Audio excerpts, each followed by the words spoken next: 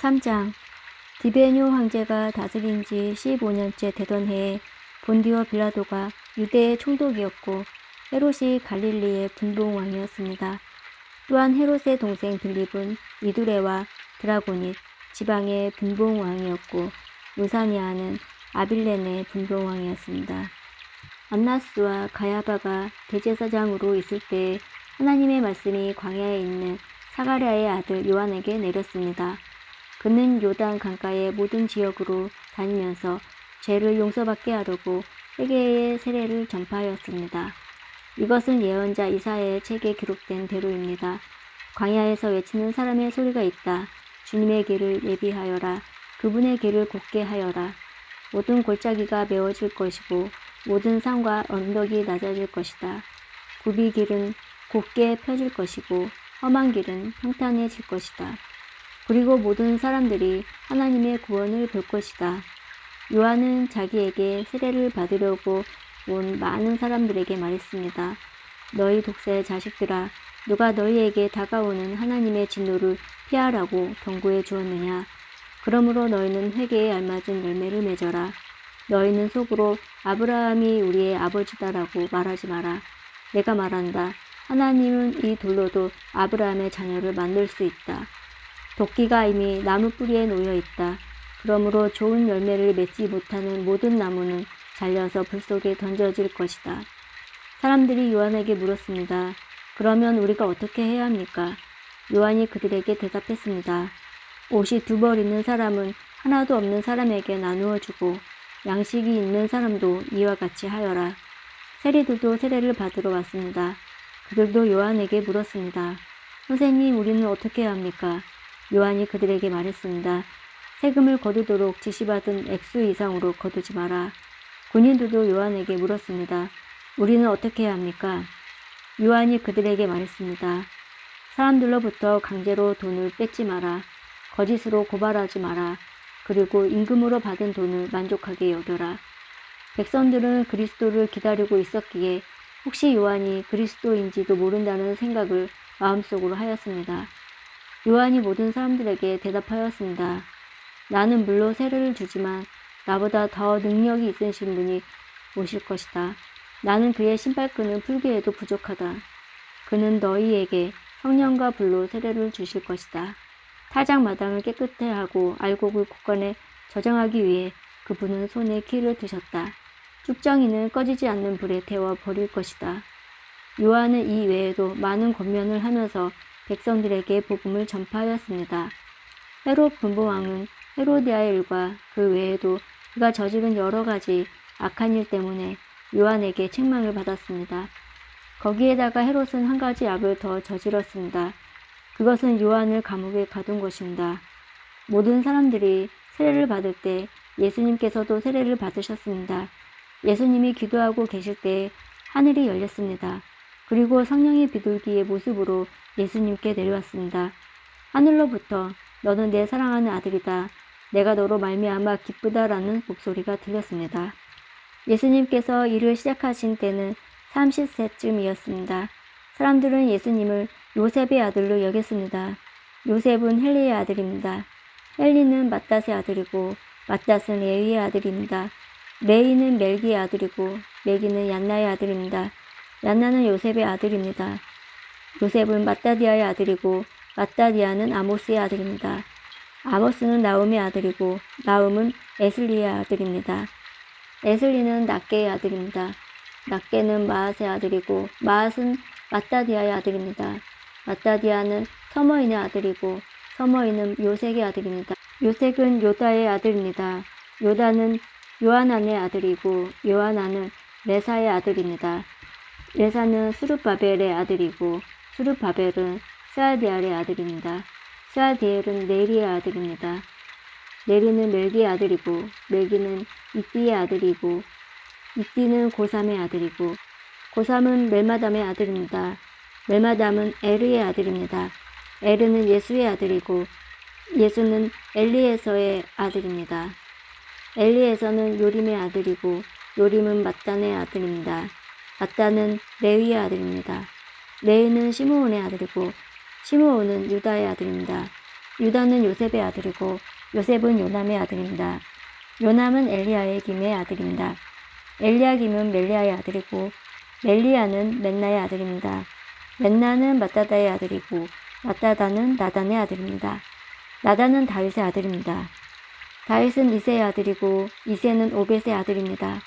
오벳은 보아스의 아들이고 보아스는 살몬의 아들입니다. 살몬은 나손의 아들입니다. 나손은 아미나답의 아들이고 아미나답은 아드민의 아들입니다. 아드민은 아니의 아들이고 아니는 헤스론의 아들입니다. 헤스론은 베레스의 아들이고 베레스는 유다의 아들입니다. 유다는 야곱의 아들이고 야곱은 이삭의 아들입니다. 이삭은 아브라함의 아들이고 아브라함은 데라의 아들입니다. 데라는 나홀의 아들입니다. 나홀은 수룩의 아들이고 수룩은 르우의 아들입니다. 르우는 벨백의 아들이고 벨백은 헤버의 아들입니다. 헤버는 살라의 아들입니다. 살라는 가이난의 아들이고 가이난은 아박삿의 아들입니다. 아박삿은 셈의 아들이고 셈은 노아의 아들입니다. 노아는 레멕의 아들입니다. 레멕은 무드셀라의 아들이고 무드셀라는 에녹의 아들입니다. 에녹은 야렛의 아들이고 야렛은 마할랄렐의 아들입니다. 마할랄렐은 가이난의 아들입니다. 가이난은 에노스의 아들이고 에노스는 셋의 아들입니다.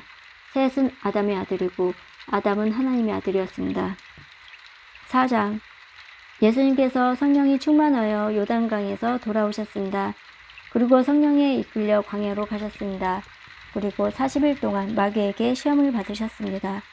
그동안에 아무것도 드시지 않아 그 기간이 끝났을 때에 배가 매우 고프셨습니다. 마귀가 예수님께 말했습니다. 만약 당신이 하나님의 아들이거든 이 돌을 빵으로 만들어 보시오. 예수님께서 대답하셨습니다. 성경에 사람이 빵으로만 살 것이 아니다라고 쓰여 있다. 마귀는 예수님을 데리고 세계의 모든 나라들을 보여주었습니다. 마귀가 말했습니다. 내가 이 모든 권세와 영광을 주겠소. 이것은 모두 내게 넘겨온 것이니 내가 원하는 사람에게 줄 수 있소. 내게 엎드려 절하면 이 모든 것이 당신의 것이 될 것이오.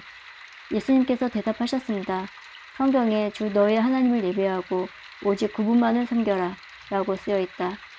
마귀가 예수님을 예루살렘으로 데리고 가서 성전 꼭대기에 세우고 말했습니다. 만일 당신이 하나님의 아들이거든 여기서 뛰어내리시오. 성경에 이렇게 쓰여 있소. 그가 너를 위하여 천사에게 명령하여 너를 지킬 것이다.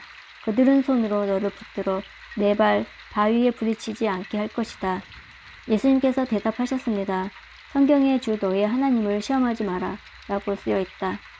온갖 시험을 마친 마귀는 더 좋은 기회를 노리려고 잠시 동안 예수님을 떠나갔습니다.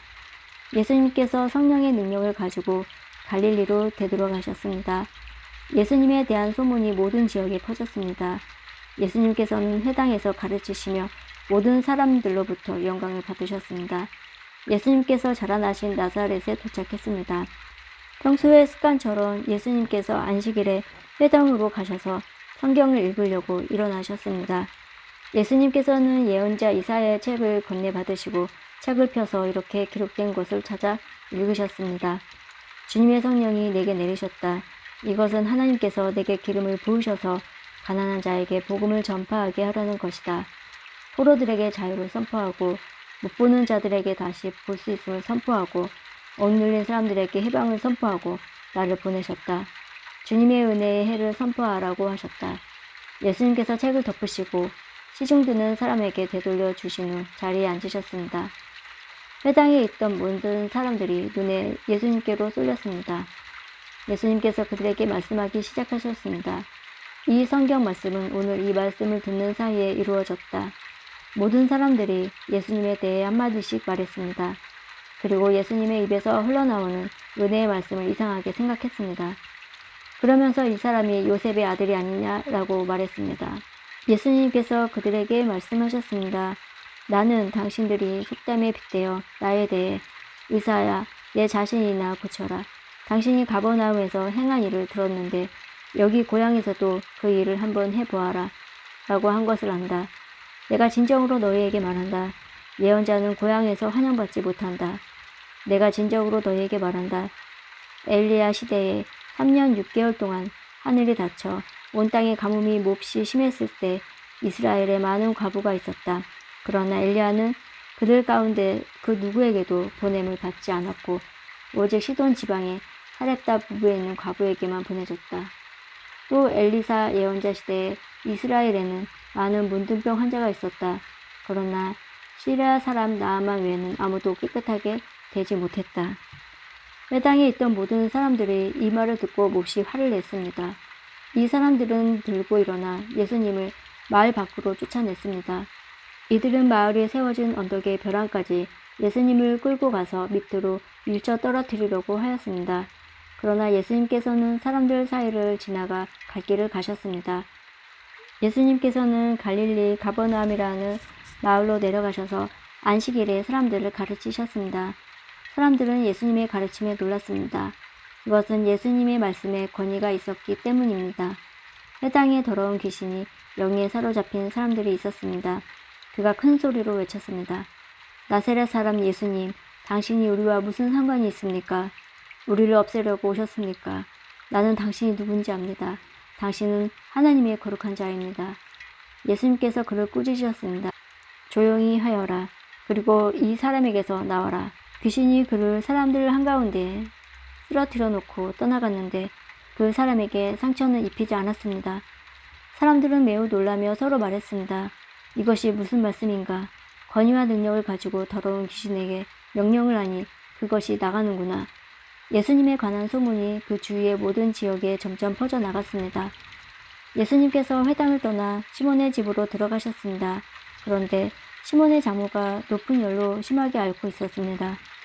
사람들이 그를 위해 예수님께 부탁을 드렸습니다. 예수님께서 시몬의 장모에게 가까이 다가가 보시고 열병을 꾸짖으셨습니다.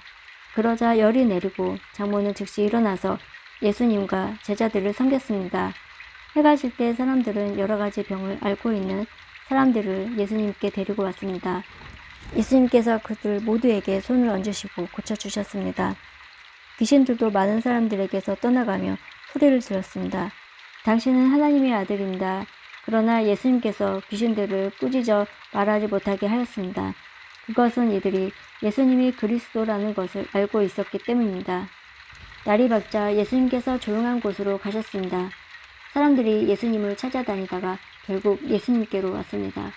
사람들은 예수님을 자기들에게서 떠나시지 못하도록 곁에 모시려고 하였습니다. 그러나 예수님께서 그들에게 나는 다른 마을에서도 하나님 나라를 전하여야 한다. 내가 이 목적으로 보내심을 받았다. 라고 말씀하셨습니다. 예수님은 회당에서 복음을 선포하였습니다.